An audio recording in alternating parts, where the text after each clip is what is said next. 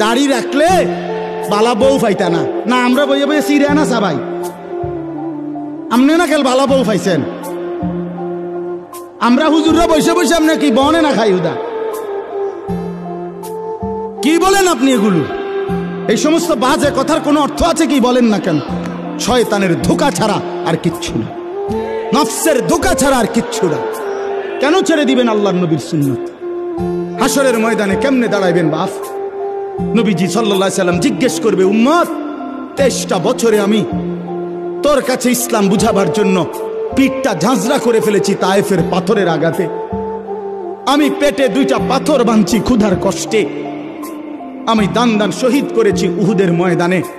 আমার এত কষ্ট, এত রক্ত, আমার এত চোখের পানি, আমার দিবারাত্রির এত কান্না, বিনিময়ে তুমি এটা কি নিয়ে আসলে? তখন কি বলবেন? কি বলবেন বাবা?